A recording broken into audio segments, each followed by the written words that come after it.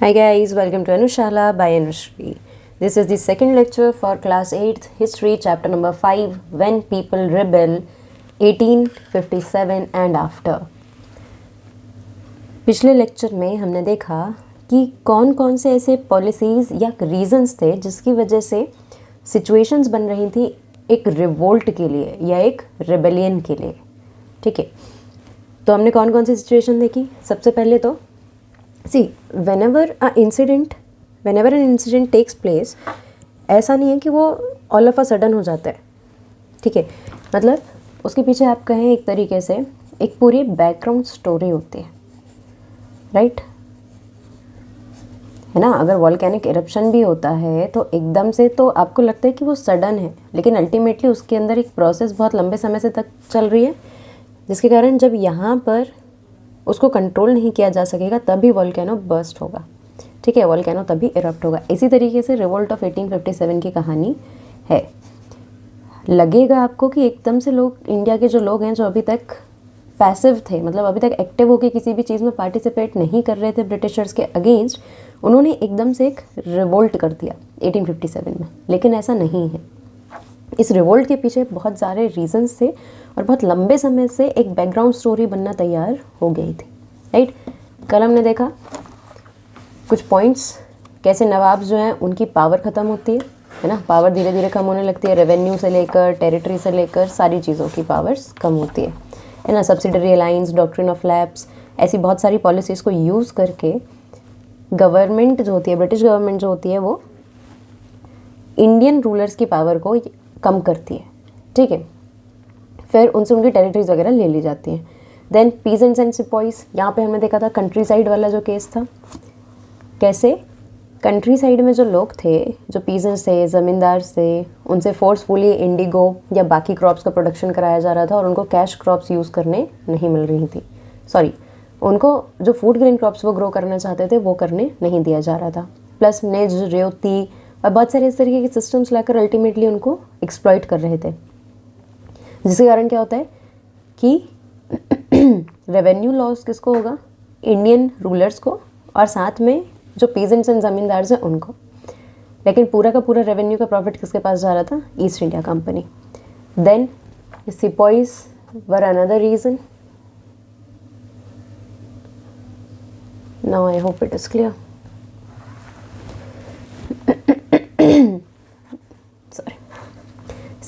Indian sepoys के साथ क्या केस था? हमने देखा था कि जो ब्रिटिश आर्मी थी उसमें अल्टीमेटली इंडियन सोल्जर्स ही थे, इंडियन सिपॉइज ही थे। ये लोग अपनी सर्विसेज से, अपनी पे, अलाउंसेस, इन सारी चीज़ों से खुश नहीं थे। Plus most of them belong to the farmer families, जिसके कारण क्या होता था कि जब उनको, जो उनकी फार्मर फैमिली है, जो उनकी एग्रीकल्चरल फैमिली है, जब उससे बहुत ही एक्सट्रीमली हाई रेवेन्यूज़ को मांगा जाता था, बहुत हाई टैक्सेस को मांगा जाता था, तो उनकी जो तकलीफ़ें थी वो इनको दिखती थी, राइट? प्लस साथ में जब ये लोग टैक्सेस पे नहीं किए कर पाते थे तो सिपॉइज को ही बोला जाता था कि आप जाकर इन लोगों के पास जो भी पोजेशंस है उनको छीन लो, या फिर वहाँ पर एक तरीके से वायलेंस को यूज़ करो। सो इनके लिए ये सारे काम करना सही नहीं था। प्लस एक और बड़ा रीज़न था सिपॉइज का। हमें देखा था कि अगर कोई भी सिपॉय जो है, उन लोगों के बीच में एक बिलीफ था कि अगर उन्होंने ओवरसीज़ ट्रैवल किया, अपनी कंट्री से बाहर अगर वो क्रॉस करते हैं सी को, तो उनकी जो नेशनैलिटी है, उनके जो रिलीजन, कास्ट है, उससे उनको बाहर कर दिया जाएगा, राइट? तो ब्रिटिश कंपनी 1856 में क्या करेगी? इसको कंपलसरी कर देगी कि भाई अब जो भी व्यक्ति कंपनी में आर्मी के अंडर रिक्रूटमेंट ले रहा है, जॉब ले रहा है, उसको कंपलसरीली मानना पड़ेगा कि भाई जब भी ज़रूरत पड़ेगी उसको सीज को क्रॉस करना पड़ेगा, राइट?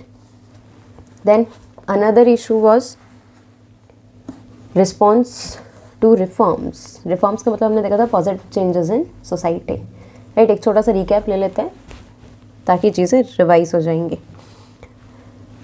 बहुत सारी ऐसी चीज़ें थी जो इंडियन सोसाइटी में ब्रिटिशर्स को लगा कि गलत है, जैसे कि सती सिस्टम, चाइल्ड मैरिज, या विडो का एक्सप्लॉइटेशन जो है, विडो रीमैरिज ना होने देना। ये सारी चीज़ें ब्रिटिशर्स को लगा कि इंडियन सोसाइटी में सही नहीं है, तो उन्होंने रिफॉर्म्स लाने चालू कर दिए। Although some Indians were in favor of these kinds of reforms, but their way of reforming things and convincing the Indian people for the change was different from the East India Company. East India company क्या करती थी, सीधा law बना देती थी, right. लेकिन reformers like राजा राम मोहन रॉय, ईश्वर चंद विद्यासागर, इन लोगों को ये चीज़ समझ में आई कि अगर आपको इंडियन से कोई भी बात मनवानी है तो आप उसके लिए उनके रिलीजन को या उनके रिलीजियस टेक्स्ट को यूज़ कर सकते हैं। जब वो पढ़ेंगे कि भाई उनके रिलीजियस टेक्स्ट में सती या विडो को परेशान करना ऐसी सारी चीज़ें नहीं लिखी हैं, तो वो ये सारी चीज़ें नहीं प्रैक्टिस करेंगे। लेकिन अगर आप सीधा लॉ बनाएंगे तो उनको लगेगा कि आप उनके रिलीजन पे, उनके कस्टम्स पर अटैक कर रहे हैं, जो कि वाकई एक रीज़न था 1857 का, right. So all these were the reasons. Now moving forward through the eyes of people. यहाँ पर हम ये देख रहे हैं कि ये सारी चीज़ें जब हो रही थी तो पीपल, जो इंडिया के लोग थे, उन्होंने इस चीज़ को कैसे देखा। To get a glimpse of what people were thinking those days about British rule, study source 1 and 2। ये सोर्स 1 and 2 दो स्टोरीज दी हैं, केस स्टडीज़ दी हैं, ठीक है। इनको आप खुद से रीड कर सकते हैं।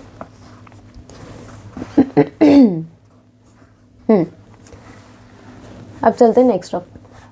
A mutiny becomes a popular rebellion. Through struggles between rulers and ruled are not unusual. Sometimes such struggle become quite widespread as a popular resistance so that the power of the state breaks down. A very large number of people begin to believe that they have a common enemy. And who is this common enemy? Britishers. Or in simply you can say East India Company. And rise up against the enemy at the same time. For such a situation to develop, people have to organize, communicate, take initiative and display the confidence to turn the situation around.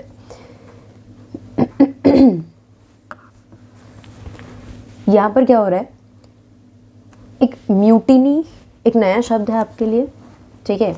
Mutiny को समझेंगे पहले, यहाँ पर आपको उसका meaning दिया हुआ है। When soldiers as a group disobey their officers in the army, जो भी ब्रिटिश आर्मी थी, ठीक है, उसमें ग्रुप्स बनाए जाते थे जिनको आप रेजिमेंट्स कह सकते हैं, ठीक है। डेफिनेट नंबर ऑफ सोल्जर्स उसमें होते थे और उन लोगों को अपने पर्टिकुलर जो ऑफिसर थे उनकी बात माननी होती थी। वट एवर द मिशन और whatever the order was given they have to follow it, right. लेकिन जब बहुत सारे सोल्जर्स एक ग्रुप बनकर सामने आते हैं और अपने ऑफिसर्स की बात मानने से मना कर देते हैं, है ना, डिसओबे करते हैं, तब उसको बोला जाता है म्यूटिनी, ठीक है। तो 1857 का जो रिवोल्ट है वो एक्चुअली एक म्यूटिनी से शुरू होता है। मतलब कि आर्मी, बहुत सारे लोग जो हैं वो उससे परेशान होंगे ब्रिटिशर से अलग अलग वजह से, लेकिन शुरुआत कैसे होगी, एक म्यूटिनी से। मतलब कि कुछ सोल्जर्स जो होंगे, कुछ सिपाहीज जो होंगे, वो अपने ऑफिसर की बात मानने से मना कर देंगे और इसके सपोर्ट में बहुत सारे लोग आ जाएंगे, तो इस तरीके से एक रिबेलियन बन जाएगा, ठीक है। यहाँ पर लोग क्यों सारे म्यूटिनी के बाद साथ में आ गए। म्यूटिनी मतलब सिर्फ सोल्जर्स ने डिसओबे किया, लेकिन इनके पास इतनी मासेस कहाँ से आई, इंडियंस ने इनको सपोर्ट क्यों किया, ज़मींदार्स, पीसेंट्स, वुमेन, सारे लोग यहाँ पर क्यों आए इनको सपोर्ट करने, because everybody they were seeing Britishers और east India company as their common enemy and they all decided that we have to rise up against the enemy at the same time। एक ही समय पर हम सबको मिलकर क्या करना पड़ेगा, अपने एनिमी के अगेंस्ट खड़ा होना पड़ेगा। इसके लिए इनको क्या करना पड़ेगा, ऑर्गेनाइज करने पड़ेंगे, ग्रुप्स ऑर्गेनाइज करने पड़ेंगे, कम्युनिकेट करना पड़ेगा, कुछ मूवमेंट्स चलाने पड़ेंगे, लोगों को मोटिवेट करना पड़ेगा कि आप सामने आए, ताकि कॉन्फिडेंस बढ़े मास का। Such a situation developed in the northern parts of India in 1857।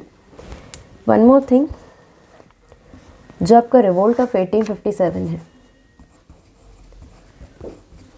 ये पहला वॉर ऑफ इंडिपेंडेंस तो कहलाता है इंडिया का, लेकिन इसमें नॉर्थ इंडिया जो है उसका एक्टिव पार्टिसिपेशन है, जबकि साउथ इंडिया का पार्टिसिपेशन बहुत ही रेयर यहाँ पर दिखाया गया है, क्योंकि साउथ इंडिया के जो लोग थे वो इस समय ब्रिटिशर्स के अगेंस्ट खड़े नहीं होते, ठीक है। तो ये जो म्यूटिनी वाला ये सारा कुछ केस हो रहा है, रिबेलियन हो रहा है 1857 में, ये कहाँ पर हो रहा है, northern parts of India. After 100 years of conquest and administration, East India Company faced a massive rebellion that started in May 1857 and threatened the company's very presence in India. Massive rebellion था 1857 में. Although India lost the revolt of 1857, but company को threat करने के लिए it was sufficient. Company को डराने के लिए कि भाई आप दूसरी कंट्री में आकर रूल कर रहे हैं और एक्सप्लॉइट कर रहे हैं लोगों को. बट अल्टीमेटली अगर आप इतना हद से आगे बढ़ेंगे, लोगों के ट्रेडिशन पे जाएंगे या उनके रिलीजन, कास्ट, कस्टम्स पर अटैक करेंगे, या फिर आप पीजेंट्स और ज़मींदार जो उनको परेशान करेंगे, तो हम सारे लोग क्या कर सकते हैं, आपके प्रेजेंस को मिटाने के लिए एक साथ आ सकते हैं. राइट. तो 1857 का वॉर इंडिया हारेगा ज़रूर, लेकिन ब्रिटिशर्स को एक वार्निंग मिल जाएगी. ये ब्रिटिशर्स को एक बात ये समझ में आ जाएगी कि अब इंडियंस को पहले की तरह कंट्रोल कर पाना या रूल कर पाना was not possible. So they have to change their policies. Right. इसलिए चैप्टर का नाम है कि when people rebel 1857 and after. मतलब 1857 के समय क्या सिचुएशंस थी, क्यों ये वॉर हुआ और उसके बाद क्या हुआ. Done. Sepoys mutinied in several places beginning from Meerut, and a large number of people from different sections of society rose up in rebellion. सबसे पहली म्यूटिनी कहाँ होगी, मेरठ में. ठीक है. मेरठ के जो सिपॉइज हैं यूपी वाले रीजन में, वो सबसे पहले मना करेंगे अपने ऑफिसर्स के ऑर्डर्स को मानने के लिए. Some regard it as the biggest armed resistance to colonization in the 19th century anywhere in the world. कुछ लोगों ने बोला कि 1857 का जो रिवोल्ट था ये सबसे बड़ा आर्म्ड रेजिस्टेंस था. आर्म्ड रेजिस्टेंस मीन्स जिसमें लोगों ने अपने हाथों में हथियार उठाए अगेंस्ट द कॉलोनाइजेशन.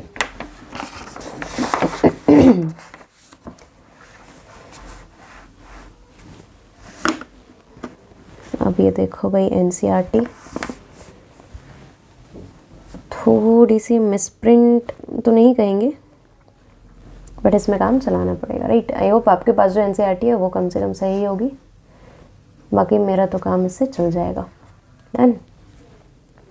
चलो, हमने देखा कि भाई 1857 की शुरुआत होगी मेरठ की एक म्यूटिनी से. तो पढ़ते हैं कि कहानी एक्चुअली क्या है, किस तरीके से पूरा 1857 हुआ. On 29th March 1857, a young soldier Mangal Pandey was hanged to death for attacking his officers in Barakpur. Mangal Pandey का नाम आप लोगों ने सुना ही होगा, है ना. You must have seen movies, otherwise आपने नाम तो सुना ही है. ठीक है. तो मंगल पांडे को 29 मार्च 1857 को क्या किया जाता है, हैंग कर दिया जाता है, मतलब फांसी पर लगाया जाता है. क्यों? क्योंकि इन्होंने अपने एक ऑफिसर को अटैक किया, है ना. रादर उसकी डेथ ही हो जाती है. Some days later, some sepoys of the regiment at Meerut refused to do the army drill using the new cartridge. पहले ये चीज़ समझो कि मंगल पांडे जो थे, इन्होंने क्यों अपने ऑफिसर को अटैक किया. क्योंकि इनका जो रेजिमेंट होता है, मंगल पांडे जो होते हैं, ये जिस रेजिमेंट में होते हैं, जिस आर्मी ग्रुप में होते हैं, वहाँ पर एक ऑफिसर इनके 2 साथियों को अननेसेसरी मारता है. ठीक है. और मतलब किसी छोटी सी गलती पर शायद उनको मारा जाता है, और इतना मारा जाता है कि उनकी हालत बहुत ज़्यादा ख़राब हो जाती है. राइट. तो इसका बदला कौन लेता है, मंगल पांडे. अब ऑब्वियस सी बात है कि मंगल पांडे मारते हैं उनको, तो इनको भी सज़ा होती है और इनको फांसी की सज़ा दे दी जाती है. लेकिन मंगल पांडे की डेथ जो होती है वो एक बहुत बड़ा रीज़न बन जाता है सारी सिपॉइस के एक साथ आने का. ठीक है. अपनी जिस ब्रिटिश आर्मी में वो काम कर रहे थे, उस ब्रिटिश आर्मी को छोड़कर उस आर्मी के अगेंस्ट लड़ने के लिए एक रीज़न मिलता है. ठीक है. सम डेज लेटर कुछ सिपॉइज जो होते हैं ऑफ अ रेजिमेंट, वो क्या बोलते हैं मेरठ में कि भाई जो न्यू कार्ट्रिजेज आई हैं उसको हम यूज़ नहीं करेंगे, which were suspected of being coated with the fat of cows and pigs. 85 sepoys were dismissed from the service and sentenced to 10 years in jail for disobeying their officers. This happened on 9th May 1857. 9th May 1857 में क्या होता है कि 85 सिपॉइस को उनकी job से निकाल दिया जाता है.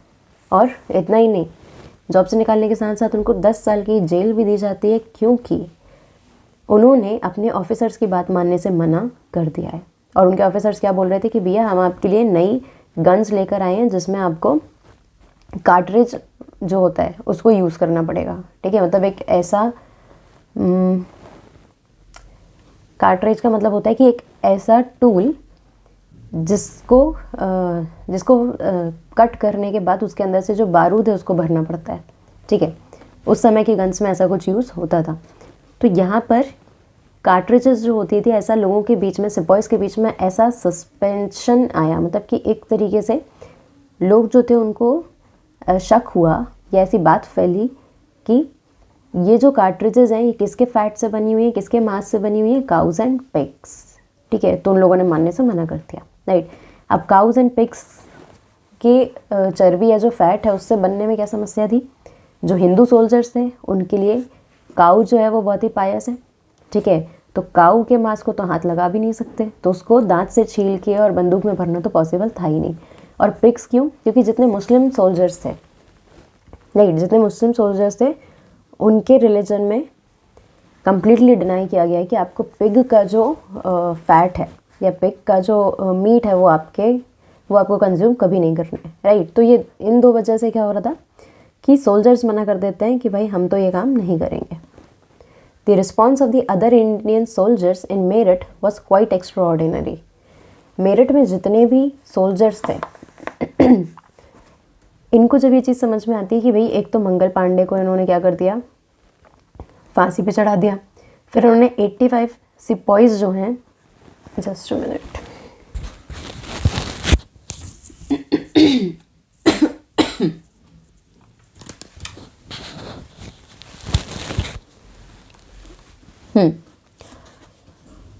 फिर इन्होंने नई कार्ट्रिजेस लेकर आए जो कि काउज या पिग्स के फैट से बनी हुई है, तो हम वो भी यूज़ नहीं कर सकते। ओवरसीज़ हम जाने से रहे लेकिन ये हमको फोर्स कर रहे हैं। तो ये सारी वजह से क्या हुआ कि मेरठ में जो सिपॉइज होते हैं वो एक एक्स्ट्रा ऑर्डिनरी एक्शन लेने के लिए तैयार हो जाते हैं। कैसे? 9th मई को 85 सिपॉइज को जॉब से निकाला जाता है, 10 साल की सज़ा दी जाती है। और अगले ही दिन 10th मई को सारे सोल्जर्स डिसाइड करते हैं कि भैया हम जाएंगे जेल, जहाँ पर इन 85 सिपॉइज को कैद किया गया है। जेल जाएंगे, जितने भी सिपॉइज को जेल में बंद किया उनको इम्प्रिजन यानी उनको जेल से बाहर निकालेंगे, ठीक है। और बहुत सारे अब ऐसा तो नहीं है ना कि ये जाएंगे तो कोई रोकेगा नहीं। ब्रिटिश ऑफिसर्स जो भी थे जेल्स में, प्रिजन्स में, उनको मारा इन लोगों ने, ठीक है। और साथ में they captured guns and ammunition and set fire to the building and properties of the British and declared war on the firangis. वहाँ से इनको जितने भी हथियार मिले, गन्स एंड एमिनेशन मतलब जितने भी वेपन्स उनको मिल सके, जितने भी बंदूकें उनको मिल सकी, वो सब उनने इकट्ठी करी और फिर बिल्डिंग्स को फायर लगा दिया, मतलब बिल्डिंग्स में आग लगा दी और डिक्लेयर कर दिया कि भाई फिरंगी के अगेंस्ट ये हमारा वॉर है, ठीक है। ये सारा का काम कौन कर रहा है? सारा काम सिपॉइज। मतलब यहाँ पर म्यूटिनी से एक रिबेलियन चालू कर दिया है सिपॉइज ने। अब हम देखेंगे कि बाकी जो दूसरी पॉपुलेशन है वो इनको कैसे ज्वाइन करती है। The soldiers were determined to bring an end to their rule in the country. But who would rule the land instead? The soldiers had an answer to this question. Mughal Emperor Bahadur Shah Zafar. Sorry for the disturbance. जो soldiers होते हैं उनको ये चीज़ समझ में आती है कि देखो हमें फिरंगियों से या जो ब्रिटिशर्स हैं उनसे तो इंडिया को आज़ाद कराना है, लेकिन जब वो चले जाएंगे तो इंडिया को रूल कौन करेगा? अभी तक ये सारा जो एक तरीके से एडमिनिस्ट्रेशन है ये ब्रिटिशर्स देख रहे हैं, लेकिन जब हम इनको यहाँ से भगा देंगे तो ये काम करेगा कौन? तो इन्होंने बोला कि एक काम करते हैं, जो मुग़ल एम्परर बहादुर शाह ज़फ़र है, उस समय कंटेम्पररी जो मुग़ल एम्परर थे वो थे बहादुर शाह ज़फ़र, जिनको ब्रिटिशर्स बोल देते हैं कि भाई आपके बाद कोई भी पर्सन मुग़ल रूलर नहीं कहलाएगा और आपको रेड फोर्ट से भी निकाल के हम दिल्ली में कहीं और शिफ्ट कर देंगे। लेकिन जब ये लोग क्या करते हैं, 10th मई की रात को निकलते हैं दिल्ली सारे सिपॉइज और सुबह पहुंचते हैं, तो जैसे ही उनके अराइवल की खबर आती है, मतलब जैसे ही लोगों को पता चलता है, दिल्ली के लोगों को पता चलता है कि भैया मेरठ से बहुत सारे सोल्जर्स जो हैं, सिपॉइज जो हैं, वो वॉर डिक्लेयर कर चुके हैं, अब दिल्ली की तरफ मार्च कर रहे हैं, दिल्ली की तरफ आ रहे हैं बहादुर शाह ज़फ़र से मिलने के लिए। तो दिल्ली वाले जो सोल्जर्स होते हैं वो भी बहुत मोटिवेटेड होते हैं और वो भी शुरू कर देते हैं कि भैया हाँ दिल्ली के सोल्जर्स भी आपके साथ हैं। Again British officers were killed, arms and ammunition seized, building set on fire, triumphant Soldiers gathered around the walls of Red Fort where the Badshah lived, demanding to meet him. The emperor was not quite willing to challenge the mighty British power, but the soldiers persisted. It is an important point. They forced their way into the palace and proclaimed Bahadur Shah Zafar as their leader. तो दिल्ली के जो soldiers हैं वो भी तैयार होते हैं कि भैया हम भी रिवेलियन में पार्ट लेंगे, एक्टिव पार्टिसिपेंट्स बनेंगे। और जैसे ही ये सारे लोग पहुंचते हैं रेड फोर्ट, जहाँ पर कौन रह रहे थे, बहादुर शाह जफ़र, द मुग़ल रूलर, वहाँ पर पहुँच के रिक्वेस्ट करते हैं कि भैया हमको तो बहादुर शाह जफ़र से मिलना है। लेकिन बहादुर शाह जफ़र के सोचते हैं कि देखो भाई मैं बूढ़ा हो गया हूँ, कहने को मैं मुग़ल एम्परर हूँ लेकिन मेरे पास ज़्यादा पावर्स नहीं है, है ना, कंपनी ने मुझे भी बस एक पपेट बना के रखा है, तो मैं तो इनकी माइटी पावर जो है उसको चैलेंज नहीं कर सकता। मतलब बहादुर शाह जफ़र को बिल्कुल भी कॉन्फिडेंस नहीं रहता है कि वो ब्रिटिशर्स के अगेंस्ट एक रेबेलियन को लीड कर पाएंगे, एक लीडर बन पाएंगे। ठीक है, तो वो लोगों को बोलते हैं कि नहीं भाई यहाँ से चला जाओ, मैं तो ये काम नहीं करने वाला, मतलब मैं 1857 के रिवोल्ट का लीडर नहीं बनूंगा। लेकिन जो सिपाहीज होते हैं, जो भीड़ होती है, वो कुछ भी सुनने तैयार नहीं होती है। They forcefully enter the red fort and proclaimed Bahadur Shah Zafar as their leader. वो खुद ही प्रोक्लेम कर लेते हैं, मतलब खुद ही डिक्लेयर कर देते हैं कि भाई बहादुर शाह जफ़र हमारा लीडर है, हम नहीं जानते कुछ। ठीक है, तो ऐसे बहादुर शाह जफ़र जो भले ही खुद अंदर से तैयार नहीं थे, खुद इतने कॉन्फिडेंट नहीं थे कि वो ब्रिटिशर्स के अगेंस्ट एक रिवोल्ट को लीड कर सकते हैं, लोगों ने उनको अपना लीडर चुन लिया था। राइट, तो यहाँ पर देखो एक क्वेश्चन आपके मन में उठना चाहिए कि भाई जब बहादुर शाह जफ़र उतना कॉन्फिडेंट था ही नहीं, या उनको उतना बिलीफ नहीं था कि वो लीडर बन सकते हैं, अगर वो रेडी नहीं थे, तो सिपाहीज को लीडर की ज़रूरत पड़ी क्यों? सिपाहीज बहादुर शाह जफ़र की मदद के बिना भी तो जा सकते थे लड़ने। द रीज़न इज़ दैट फिर वो केवल एक म्यूटिनी होती, है ना, और सोल्जर्स डिसाइड कर चुके थे कि भैया जितने भी फिरंगी हैं इनको तो हम यहाँ से बाहर निकाल के ही रहेंगे। And such kind of revolts, जहाँ पर दूसरी जो पार्टी है, जो ईस्ट इंडिया कंपनी है, उसके पास लीडर्स हैं लेकिन इनके पास लीडर्स नहीं होंगे। अलग अलग जगह के सोल्जर्स को लीड करना, उनको प्रॉपर डायरेक्शंस देना एक लीडर का काम है। That's why they were seeking Bahadur Shah Zafar as their leader. The aging emperor had to accept this demand. He wrote letters to all the chiefs and rulers of the country to come forward and organize a confederacy of Indian states to fight the British. This single step taken by Bahadur Shah Zafar had great implications. Although Bahadur Shah Zafar was aged during that time, but he had no other option rather than to accept the demand of the people and to become the leader in the revolt of 1857.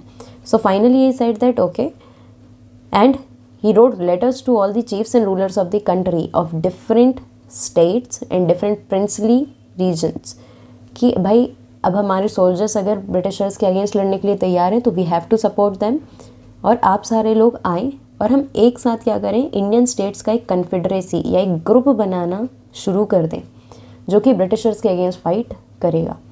Although बहादुर शाह जफ़र का एक छोटा सा step बहुत मददगार साबित होता है, क्योंकि बहुत सारे रूलर्स सामने आते हैं और ब्रिटिशर्स के अगेंस्ट लड़ने के लिए तैयार होते हैं। ऐसे करके भले ही नॉर्थ इंडिया से ही सही, लेकिन इंडिया की तरफ से भी एक आर्मी तैयार होती है। The Mughal dynasty had ruled over a large part of the country. Most smaller rulers and chieftains controlled different territories on behalf of Mughal ruler. Threatened by the expansion of British rule, many of them felt that if Mughal emperor could rule again, they too would be able to rule their own territories once more under the Mughal authority. ये भी एक बड़ा reason था कि जब बहादुर Shah Zafar letter लिखते हैं तो बहुत सारे इंडिपेंडेंट जो रूलर्स होते हैं अलग अलग जगह पर, वो सारे के सारे आते हैं। और उनके आने का एक कारण ये भी था कि मुग़ल एम्परर, क्योंकि मुग़ल एम्पायर बहुत बड़ा था, ठीक है, और मुग़ल एम्परर बहादुर शाह जफ़र खुद उतने पावरफुल नहीं थे, तो इनके अंडर बहुत सारे इंडिपेंडेंट लोग रूल कर रहे थे जिन्होंने सिर्फ नाम के लिए माना था कि हम मुग़ल अथॉरिटी को मानते हैं, लेकिन वो सारा काम खुद से कर रहे थे, उनके पास पावर थी। लेकिन ब्रिटिश रूल के आने से क्या हो रहा था, मुग़ल एम्परर खुद की पावर इतनी कम है कि वो इंडिपेंडेंट लोगों की पावर कैसे बचाएगा। तो इन लोगों को लगा कि भाई अगर दोबारा से मुग़ल रूल आ गया तो हमारे पास फिर से पावर होगी, फिर से टेरिटरीज होंगी, हम पावरफुल बनेंगे। तो they were willing to help Bahadur Shah Zafar in the revolt of 1857। ये सारे जो पैराग्राफ्स होते हैं जिनसे कोई क्वेश्चन बनता नहीं है, ठीक है, दिस काइंड ऑफ पैराग्राफ्स, ये चैप्टर को पढ़ने के बाद एक आइडेंटिफाई करते बनना चाहिए आपको कि भाई चैप्टर में कुछ पैराग्राफ्स ऐसे होते हैं जिनसे कोई भी क्वेश्चन नहीं बनेगा, बट दे आर देयर ताकि आपकी चैप्टर की जो अंडरस्टैंडिंग है वो स्ट्रॉन्ग हो सके, है ना, ताकि आपको आपके दिमाग में क्वेश्चन रह ना जाए कि यार इतने सारे लोगों को बहादुर शाह जफ़र ने बुलाया तो ये लोग आए क्यों, है ना, क्यों आए, क्योंकि इसका कारण है, ठीक है। So such kind of paragraphs are important for the understanding.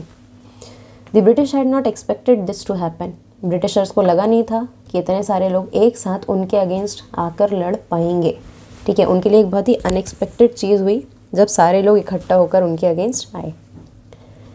They thought the disturbance caused by the issue of cartridges would die down, but Bahadur Shah Zafar's decision to bless the rebellion changed the entire situation dramatically.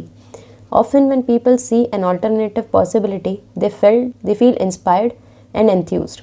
It gives them the courage, hope and confidence to act. देखो, Britishers को expectation नहीं थी कि इतना बड़ा issue बन जाएगा एक कार्ट्रिज वाले प्रॉब्लम से, ठीक है। उनको लगा कि हाँ, ऐसे तो हम बहुत सारे रूल्स लाते रहते हैं, बहुत सारे एक्सप्लॉयटेटिव वेज हैं हमारे पास, लोग थोड़े दिन उसके बारे में बात करते हैं, थोड़ा बहुत लड़ते हैं, फिर शांत हो जाते हैं। इनको भी लगा था कि भाई कार्ट्रिजेस वाला जो इशू है ये भी ऐसे ही काम करेगा, लेकिन ये इशू इतना ज़्यादा बढ़ गया कि बहादुर शाह जफ़र को इस रिबेलियन को लीड करने का डिसीजन लेना पड़ा, ठीक है, जिसके कारण क्या हुआ, बहुत सारे लोग मोटिवेटेड होकर सामने आ गए, राइट, और उनको समझ में आया कि यही वो मौका है, अगर हमको ब्रिटिशर्स से छुटकारा पाना है तो हमारे पास एक चांस है और हमको इस चांस में पूरी तरीके से अपना पार्टिसिपेशन देना चाहिए, राइट। तो ये हो गया 1857 की रिवोल्ट की शुरुआत, और हमारे यहाँ के जो सोल्जर्स थे उनको लीडर भी मिल गया है, ठीक है। अब देखो, ये सारी चीज़ें हो रही थी दिल्ली में, मेरठ के लोग, मेरठ के जो सिपाहीज़ हैं वो गए दिल्ली, और वहाँ पर उन्होंने क्या करना चालू कर दिया, बहादुर शाह जफ़र को अपना लीडर बना दिया, और दिल्ली के और मेरठ के, मतलब उस रीजन के जितने भी लोग हैं उनके बीच में ये रिबेलियन स्प्रेड हुआ। लेकिन इसके अलावा भी कुछ रीजन्स इंडिया में ऐसे होंगे जहाँ पर ये रिबेलियन फैलेगा और लोग अपने अपने इंडिपेंडेंट एरियाज से आएंगे ब्रिटिशर्स के अगेंस्ट, ठीक है।